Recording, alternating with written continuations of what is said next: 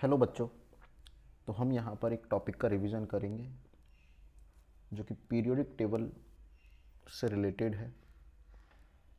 Effective nuclear charge. तो effective nuclear charge क्या होता है, इस पर प्रॉब्लम्स कैसे बनती हैं, इनको पीरियोडिक टेबल की और प्रॉपर्टीज़ को एक्सप्लेन करने में कैसे यूज किया जाता है, वो सारा बेसिक हम यहाँ पर देखने वाले हैं। तो सबसे पहले देखते हैं इफ़ेक्टिव न्यूक्लियर चार्ज होता क्या है। तो सबसे पहले मैं आपको बताता हूँ कि इन सिंगल इलेक्ट्रॉन सिस्टम,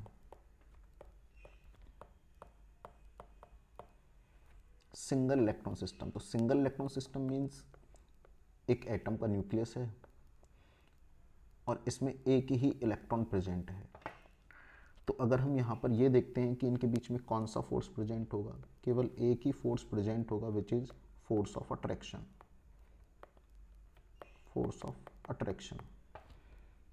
तो हम ये कह सकते हैं कि in single electron system only one type of force present which is force of attraction, which is force of attraction due to nuclear charge। Nucleus पर जो चार्ज है वो प्रोटॉन्स की वजह से होता है। तो वो जो न्यूक्लियर चार्ज है वो जो इलेक्ट्रॉन पर फोर्स लगा रहा है वो अट्रैक्शन फोर्स है। और सिंगल इलेक्ट्रॉन सिस्टम में एक ही टाइप का फोर्स ऑफ अट्रैक्शन प्रेजेंट होता है। तो हम ये कह सकते हैं net nuclear charge, net nuclear charge experienced by outer shell electron, outer shell electron is equal to Z. So Z effective जो है, इफेक्टिव न्यूक्लियर चार्ज है, वो हम कह सकते हैं वो इक्वल टू जेड होगा। एक ही फोर्स प्रेजेंट है which is force of attraction. तो हम ये कह सकते हैं कि जो पूरा इफेक्टिव न्यूक्लियर चार्ज होगा वो केवल जेड के इक्वल ही होगा। लेकिन यहीं पर अगर हम बात करते हैं इन multi electron system,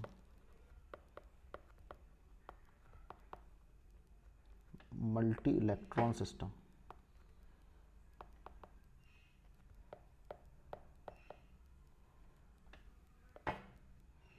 multi electron system means atom है, उसका न्यूक्लियस है, उस पर पॉजिटिव चार्ज है जो कि उसमें प्रोटॉन्स की वजह से है। लेकिन इस बार जो इलेक्ट्रॉन्स हैं वो ऐसा नहीं कि एक ही इलेक्ट्रॉन है, यहाँ पर मोर देन वन इलेक्ट्रॉन है। तो इसका मतलब एक ऑर्बिट है जिसके अंदर भी इलेक्ट्रॉन्स प्रेजेंट होंगे, दूसरा ऑर्बिट उनके अंदर भी इलेक्ट्रॉन्स प्रेजेंट होंगे, ऐसे ही ऑर्बिट्स में इलेक्ट्रॉन प्रेजेंट होंगे। ये जो मैंने लास्ट इलेक्ट्रॉन लिखा है, मैं इसको ये कह सकता हूँ कि ये आउटर मोस्ट शेल है, ये आउटर मोस्ट शेल है, जिसे हम वैलेंस शेल भी बोल सकते हैं, वैलेंस शेल बोल सकते हैं। और ये जो इसके अंदर हैं हम ये कह सकते हैं कि ये इनर शेल है। तो ये जो आउटर मोस्ट शेल का इलेक्ट्रॉन है इसे हम वैलेंस इलेक्ट्रॉन बोल सकते हैं। तो अगर हम यहाँ पर देखें कि ये जो आउटर मोस्ट शेल का इलेक्ट्रॉन है ये कितने टाइप के फोर्स एक्सपीरियंस करता है इन मल्टी इलेक्ट्रॉन सिस्टम, तो हम यहाँ पर जानेंगे कि ये न्यूक्लियर चार्ज जो इस पर फोर्स लगाएगा वो होगा फोर्स ऑफ अट्रैक्शन। तो जब सिंगल इलेक्ट्रॉन सिस्टम था तो केवल और केवल फोर्स ऑफ अट्रैक्शन ही लग रहा था। लेकिन अभी ये जो इनर शेल के इलेक्ट्रॉन हैं, ये इनर शेल के इलेक्ट्रॉन भी इधर एक फोर्स लगाएंगे which is force of repulsion, force of repulsion. तो इस फोर्स ऑफ रिपल्शन की वजह से ये जो इनर शेल इलेक्ट्रॉन ने फोर्स ऑफ रिपल्शन लगाया है, इसकी वजह से जो नेट न्यूक्लियर चार्ज है जो इलेक्ट्रॉन एक्सपीरियंस करता है वो डिक्रीज हो जाता है। तो हम यहाँ पर ये कह सकते हैं due to repulsion net nuclear charge, net nuclear charge decreases and this is called shielding effect और स्क्रीनिंग इफेक्ट। स्क्रीनिंग इफेक्ट, ये शील्डिंग इफेक्ट और ये स्क्रीनिंग इफेक्ट क्या है समझते हैं एक और बार दोबारा से, कि ये जो न्यूक्लियस जो कंप्लीट अट्रैक्शन लगा रहा था सिंगल इलेक्ट्रॉन सिस्टम में, तो मल्टी इलेक्ट्रॉन सिस्टम में ये जो इनर शेल के इलेक्ट्रॉन है ये एक तरह से इस न्यूक्लियस को कवर कर रहे हैं, मतलब इसके अट्रैक्शन को रोक रहे हैं। तो अट्रैक्शन को रोक रहे हैं, कवरिंग कर रहे हैं, मतलब वो शील्ड कर रहे हैं, स्क्रीनिंग कर रहे हैं। तो यहाँ से जो कंप्लीट न्यूक्लियर चार्ज है वो डिक्रीज हो जाता है और उसी को जो नेट लगता है उसी को हम बोलते हैं इफेक्टिव न्यूक्लियर चार्ज। तो यहाँ पर जो इफेक्टिव न्यूक्लियर चार्ज है वो होगा Z, जो कि कंप्लीट अट्रैक्शन लगा रहा था मतलब न्यूक्लियर चार्ज, लेकिन कुछ रिपल्सन लगा इनर्शियल इलेक्ट्रॉन का, उसको हम सिग्मा से डिनोट करते हैं। तो यहाँ पर Z इफेक्टिव का एक फॉर्मूला तैयार हो जाता है, Z effective is equal to Z minus sigma. ये जो Z इफेक्टिव है ये बताता है नेट, या फिर हम ये कह सकते हैं इफेक्टिव न्यूक्लियर चार्ज। ये Z जो है ये एटॉमिक नंबर, और एटॉमिक नंबर प्रोटॉन्स की वजह से होता है। तो जो कंप्लीट अट्रैक्शन लगा रहा था, तो हम यहाँ पर ये कह सकते हैं कि ये न्यूक्लियर चार्ज को बताता है। लेकिन ये जो है एक कांस्टेंट है जिसको हम शील्डिंग कांस्टेंट बोलते हैं। शील्डिंग कांस्टेंट जो रिपल्शन को बताता है, स्क्रीनिंग को बताता है, तो हम इसको एक स्क्रीनिंग कांस्टेंट भी बोल सकते हैं। स्क्रीनिंग कांस्टेंट भी इसको बोला जा सकता है। क्लियर? तो अगर हम यहाँ पर ये बात करें कि shielding constant of subshell of a shell, तो एक ही शेल के जो अलग अलग सब शेल होते हैं जैसे कि S, P, D, F, तो न्यूक्लियस के जो सबसे पास में होता है, सबसे क्लोजनेस जो होता है वो होता है S। तो सबसे ज़्यादा जो शील्ड करके रखेगा न्यूक्लियस को वो कौन करके रखेगा? S। तो एक प्रॉब्लम पूछी जाती है शील्डिंग कांस्टेंट का ऑर्डर, तो शील्डिंग कांस्टेंट का जो ऑर्डर है वो S का सबसे ज़्यादा हो। क्लियर? ठीक है। नेक्स्ट हम यहाँ पर देखते हैं कि कंपैरिजन पर किस तरीके से प्रॉब्लम्स यहाँ पर बनती हैं। तो सबसे पहले मैं आपको बताता हूँ कि Z effective for different ions of an atom, एक ही एटम के जो डिफरेंट आयंस हैं उसमें Z इफेक्टिव को कैसे कंपेयर किया जाएगा। तो अगर मैं ये बोल रहा हूँ कि एटम सेम है, तो सेम एटम का मीन्स ये होगा कि same atomic number, same atomic number. तो इसका मतलब ये होगा कि सेम Z। तो हमें पता है कि Z इफेक्टिव जो है वो होता है Z माइनस सिग्मा। इसमें मैंने Z को यहाँ पर कांस्टेंट कर दिया है। तो अब जो सिग्मा चेंज होगा उसी पर डिपेंड करेगा कि Z इफेक्टिव किस तरह से चेंज होता है। जैसे हम एक एग्जांपल लेते हैं Fe+2 देन Fe+3, और अगर मैं Fe+2 से Fe+3 की तरफ देखूं तो यहाँ पर जो एटम है वो सेम है। तो इसका मतलब यहाँ पर जो एटॉमिक नंबर है वो क्या है?